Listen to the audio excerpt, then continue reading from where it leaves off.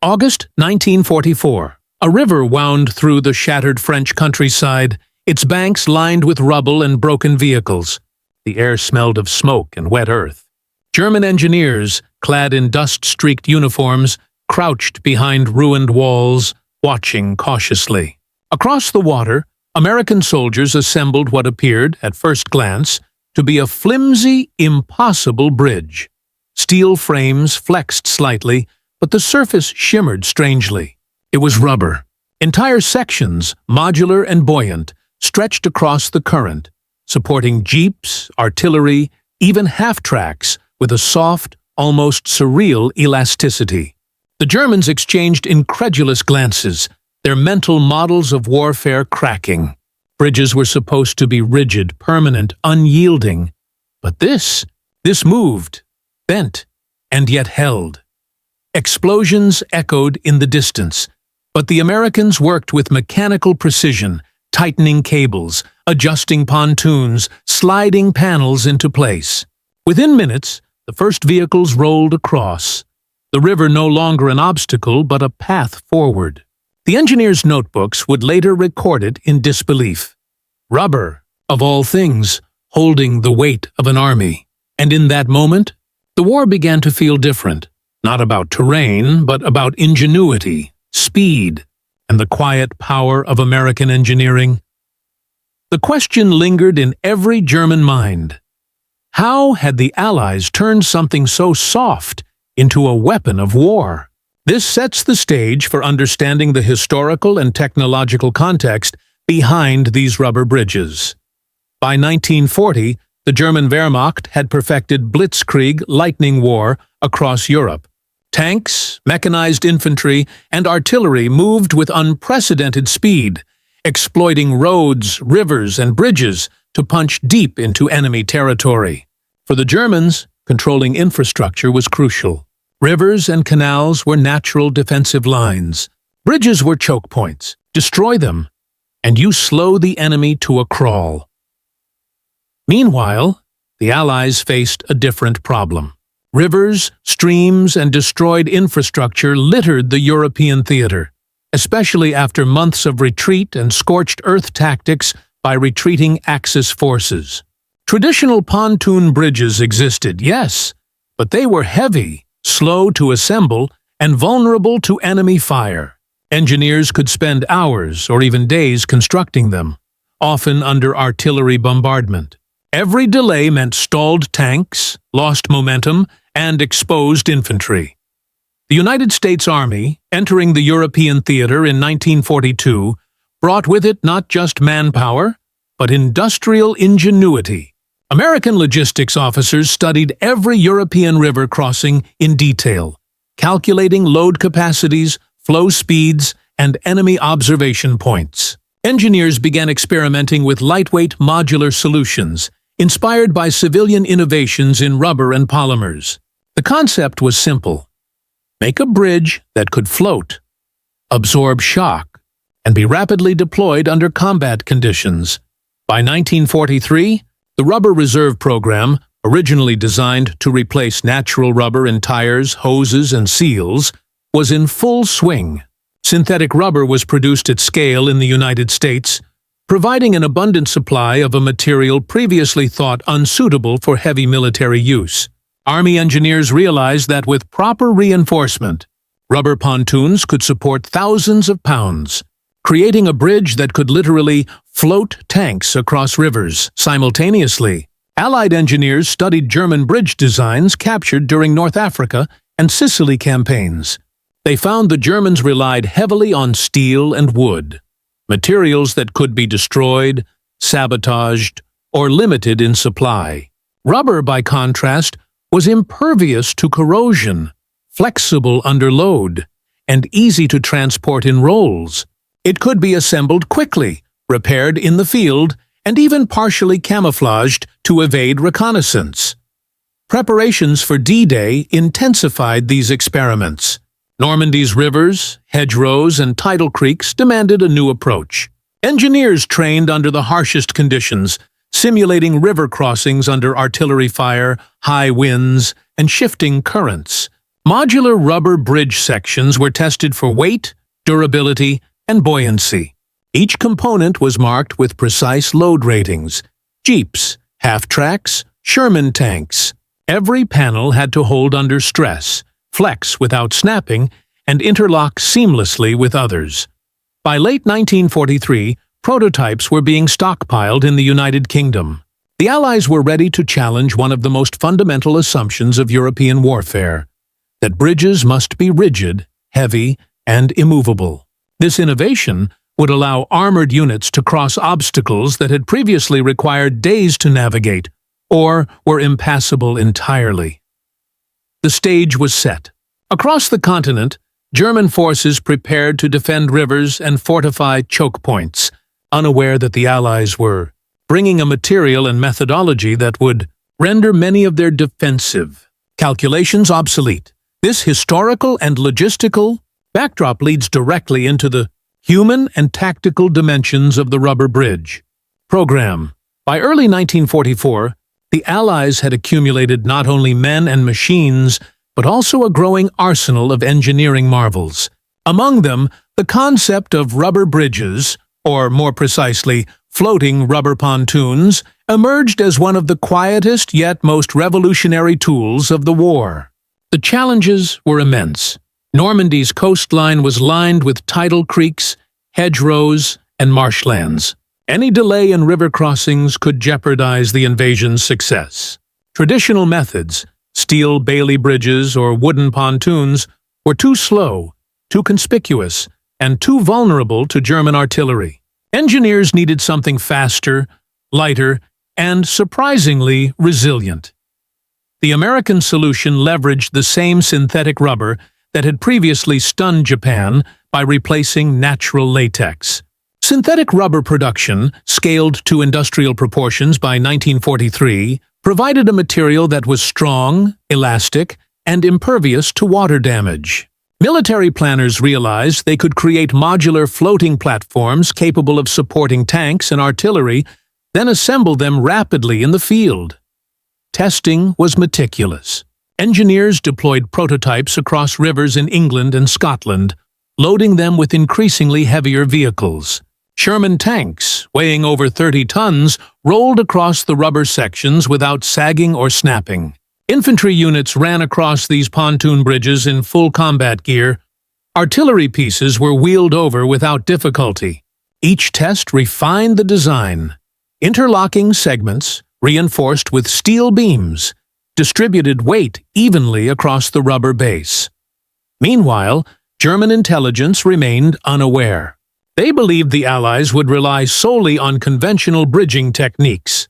Reconnaissance reports occasionally noted large formations of engineers and vehicles near rivers, but the Germans could not imagine tanks floating on rubber. This misperception became a strategic advantage.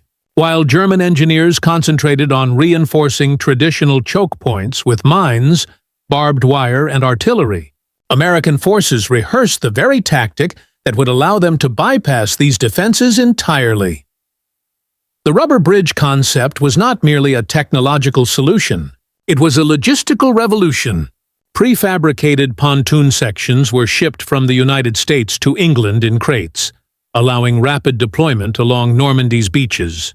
In training exercises, units could construct a 100-foot span in under an hour, time that previously would have required an entire day.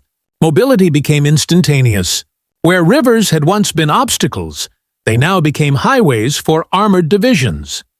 This innovation was tightly integrated into Allied strategy for Operation Overlord. Commanders emphasized speed and surprise, understanding that the first unit to cross a river could dictate the tempo of an entire campaign. Rubber bridges would allow tanks and artillery to support infantry immediately after landing, maintaining offensive momentum.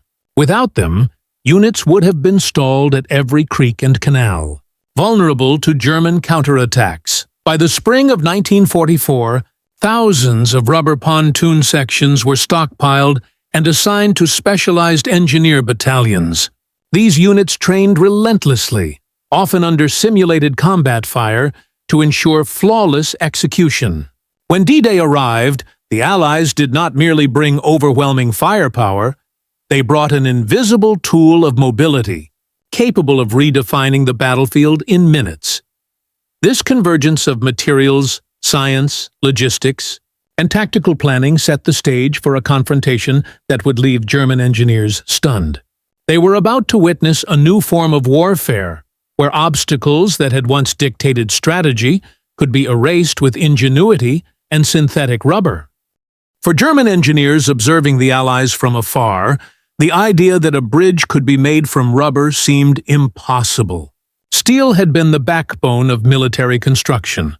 Rigid, predictable, reliable. Rubber, in contrast, was associated with tires, gaskets, and hoses, materials that flexed, stretched, and returned to shape. Yet American scientists had proven that synthetic rubber, reinforced and modularized, could support immense weight. Each pontoon segment was a marvel of engineering. Interlocking rubber floats encased with steel channels, topped with wooden decking to distribute weight evenly. Tanks weighing over 30 tons rolled across these floating structures without causing damage or sagging. The Allies had effectively taken a substance once seen as flexible and fragile and turned it into a platform capable of sustaining modern mechanized warfare. It was chemistry turned into strategy. The rubber bridge offered a tactical edge that the Germans could scarcely anticipate. Rivers, canals, and flooded fields had long been natural barriers in warfare, dictating the pace of attacks and allowing defenders to concentrate fire. With floating rubber bridges, these obstacles became negligible. Engineer battalions could deploy a bridge under enemy fire, enabling armored divisions to maintain momentum.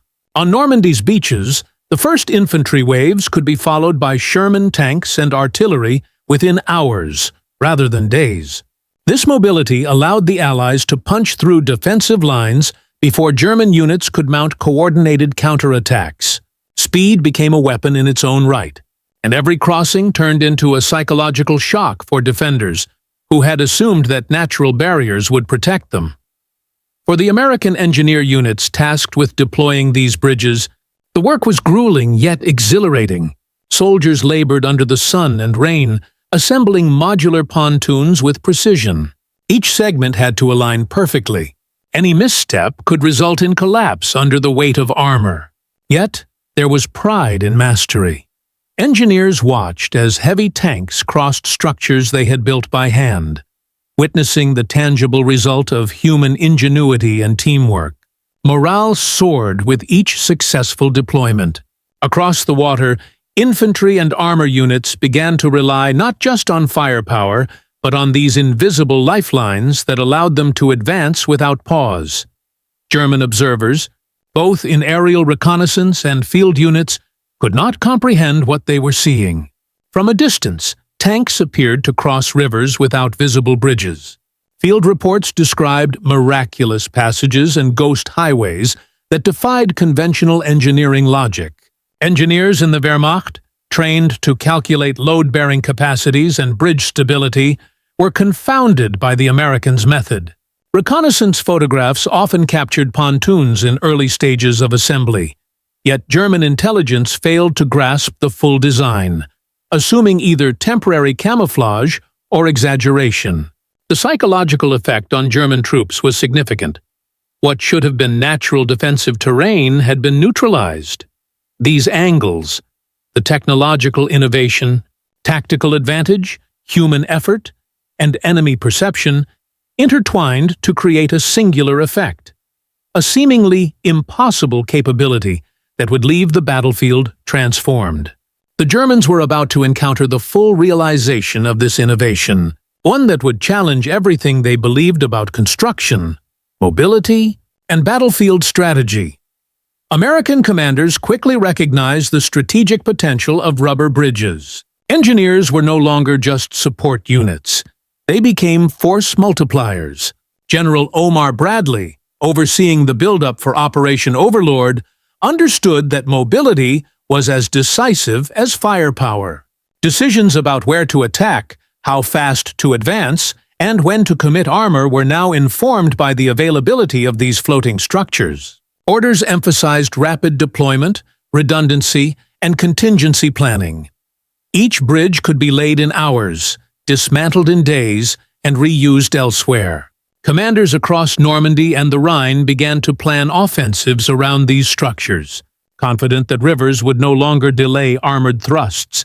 For the German troops, the rubber bridges became a symbol of American ingenuity and relentless pressure. Defensive positions that had been carefully calculated, fortified, and defended were suddenly vulnerable to rapid crossings. Soldiers reported seeing tanks and artillery emerge seemingly out of nowhere, turning what should have been defensive strongpoints into exposed positions. Morale suffered not just from firepower, but from the realization that the Allies could overcome natural and engineered obstacles with speed and efficiency. The psychological impact extended to officers and planners. Every river once considered a natural ally now represented a tactical liability. Behind every deployed rubber bridge was a vast industrial network. Synthetic rubber production, largely perfected during the war, supplied pontoon modules in unprecedented quantities. Factories in the U.S., from Akron to the Midwest, operated around the clock to meet military demand. Each segment had to meet exact specifications: density, buoyancy, tensile strength, so that the bridge could sustain the weight of armor under combat conditions. Logistics officers coordinated shipping across the Atlantic, ensuring that each segment arrived on time, in sequence, and ready for rapid assembly. This industrial effort reflected a war of production as much as one of fire and maneuver. Without such coordination, the technological and tactical advantages of the bridges would have been theoretical rather than practical. The German engineers' astonishment stemmed from a clash between tradition and innovation. Generations of military engineering had relied on wood, steel, and rigid construction for river crossings. American rubber bridges broke these paradigms, blending flexibility with load-bearing strength. This innovation forced a re-evaluation of defensive doctrines. Fixed obstacles, previously reliable, could no longer guarantee security. The Allies demonstrated that adaptability and creativity could neutralize centuries of conventional military wisdom. In essence, the battle was no longer just over ground. It was over ideas, over which side could harness science to bend reality to its will. Together, these angles show how one technological innovation rippled across every layer of the battlefield. From the factory floor to command decisions, from human effort to enemy perception. It was not just a bridge, it was a symbol of a new type of warfare, where ingenuity could reshape terrain, tactics, and even the psychology of opponents. Early morning, September 17, 1944. The mist hung over the Meuse River, like a thin veil, obscuring German observation posts on the far bank. Allied engineers moved silently along the river's edge, inflatable pontoons in tow. The weight of months of planning, training, and production rested in their hands. Across the river, German officers scanned the banks, confident that the natural barrier would delay any armored push. They had fortified crossings, dug anti-tank ditches, and mined approaches. Yet, in the distance, the faint shapes of rubber pontoons hinted at something unfamiliar. Something that did not behave like wood, steel, or stone. By 06:15, American engineers had begun assembling the modular rubber bridge. Each segment, pre-tested for buoyancy and load, clicked into place with a mechanical precision that German observers could barely comprehend. Tanks, M4 Shermans, and artillery units waited on the near bank, engines idling. The first armored vehicle rolled onto the structure at 07:02. The river trembled under its weight, yet the bridge held.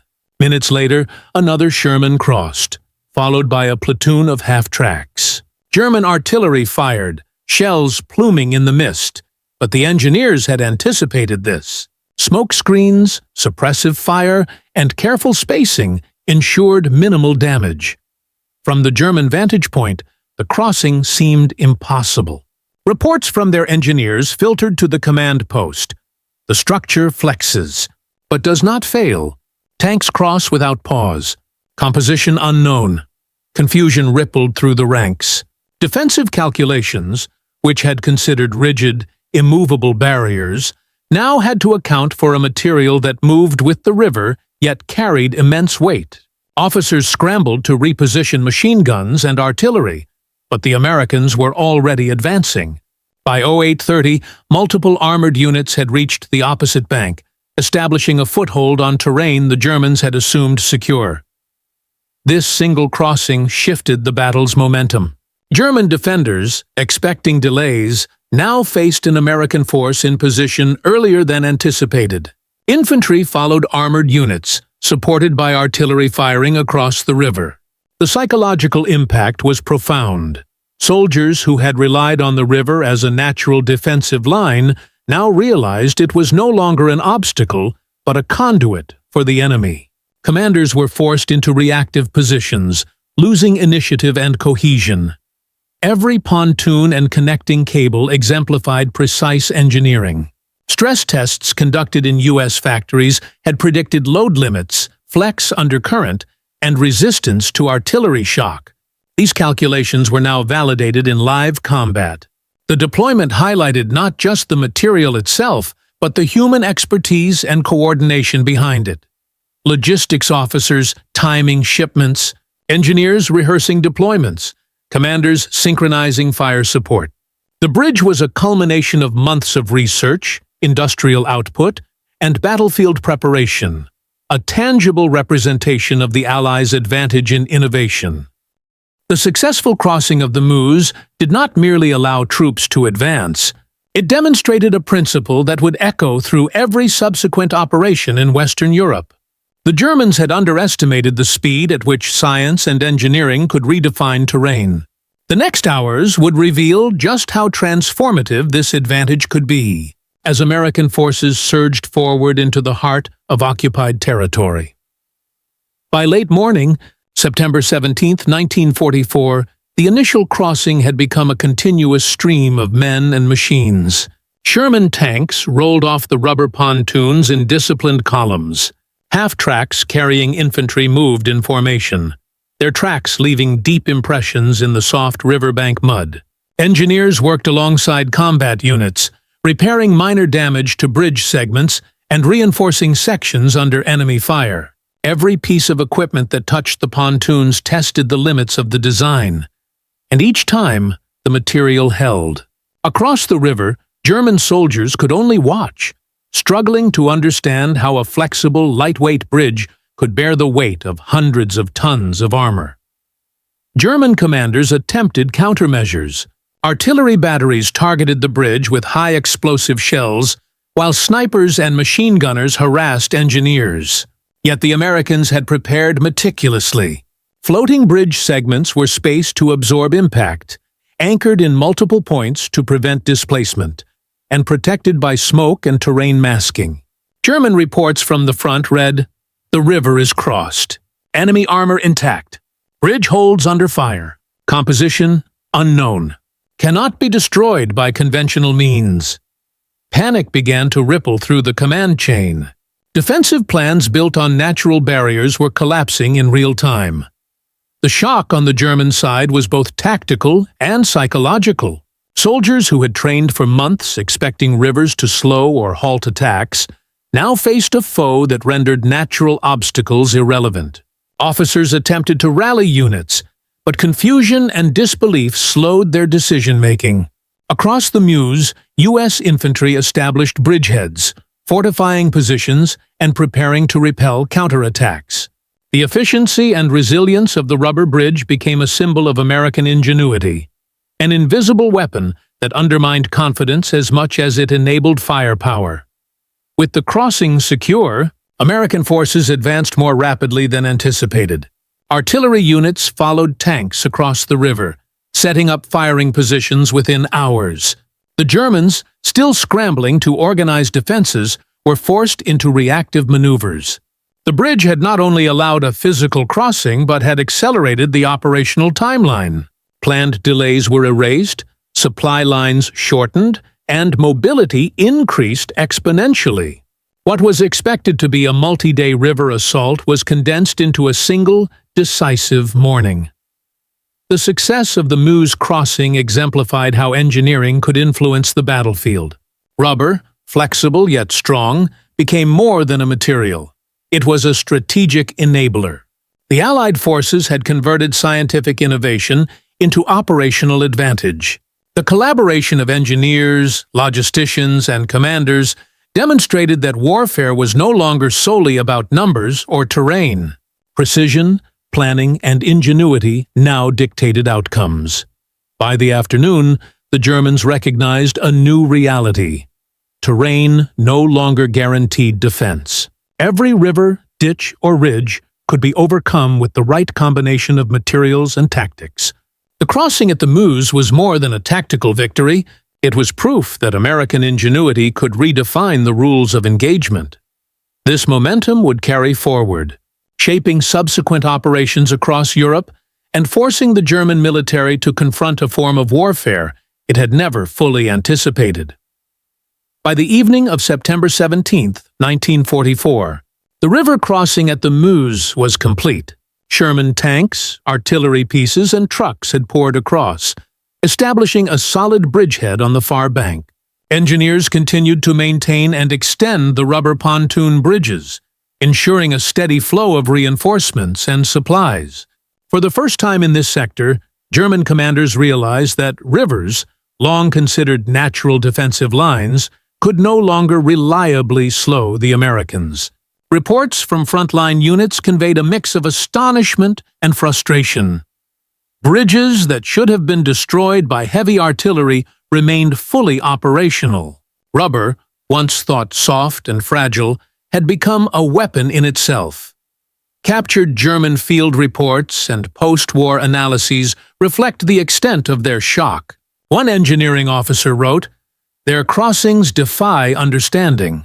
Heavy tanks traverse as if the river were dry. Conventional demolition has no effect. Material appears resilient beyond known standards." Senior commanders convened emergency meetings to discuss countermeasures, but solutions were limited. The traditional doctrine of natural obstacles, carefully reinforced bunkers, and scorched earth tactics could not account for the flexibility and durability of the U.S. engineering approach.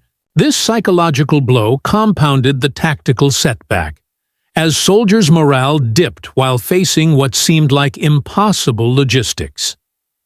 The Meuse crossing allowed Allied forces to maintain operational momentum. Supply lines for fuel, ammunition, and rations flowed continuously, supporting rapid advances deeper into German-held territory. Units that would normally be delayed by difficult river crossings were instead operating at full efficiency.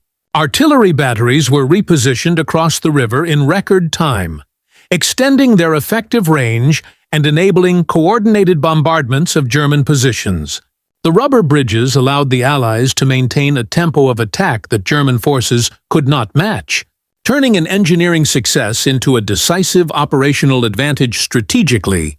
The Meuse crossing demonstrated a broader lesson for the Germans.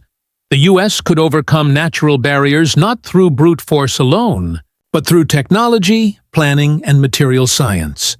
Rivers, long relied upon as defensive choke points, were no longer absolute obstacles.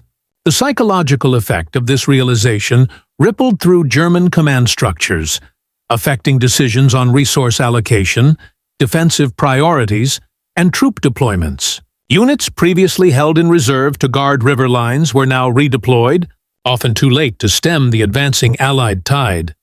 Beyond the battlefield, the ability to rapidly deploy bridges had significant implications for civilian logistics and local infrastructure.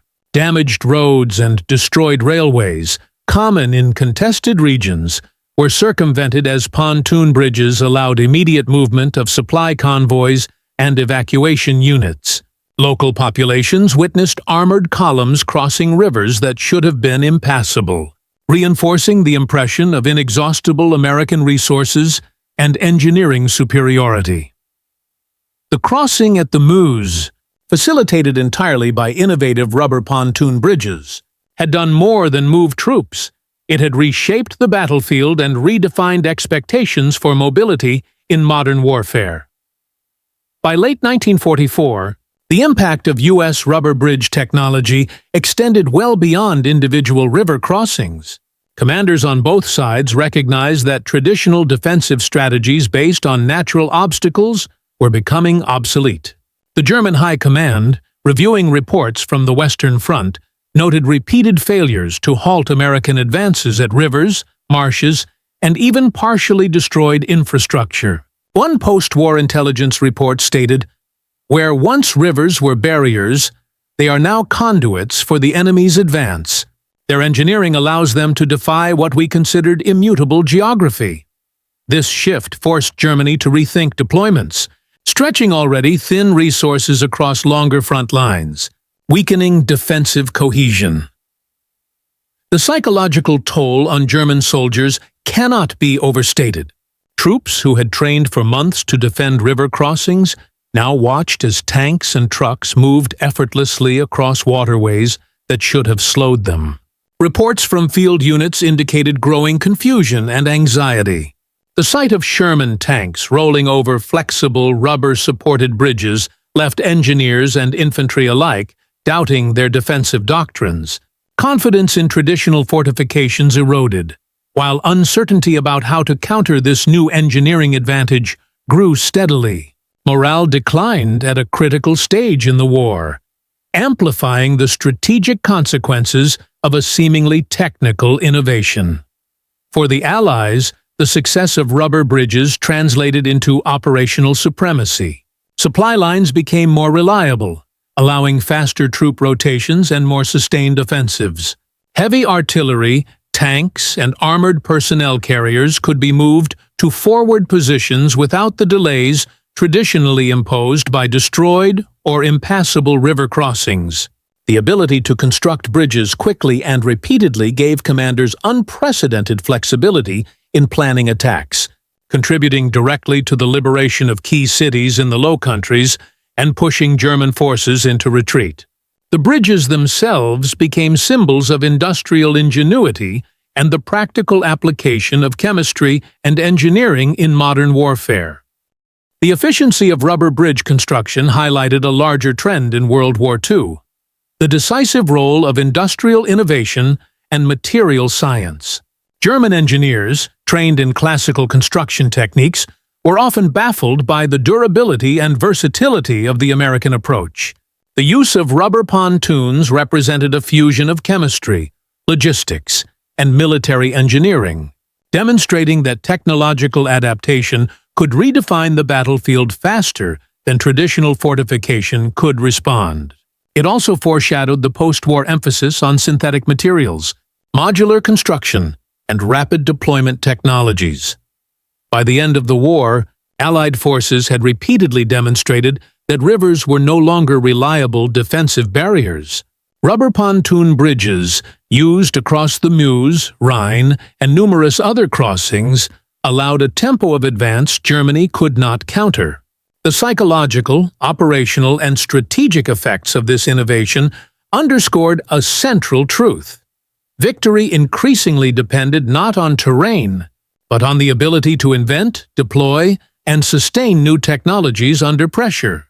For German engineers and commanders, the lesson was both humbling and sobering. The war could not be won simply through control of geography. It required mastery of ingenuity and materials. The battlefield consequences of this innovation naturally lead into the reflection on how American engineering reshaped the broader conduct of modern warfare. In the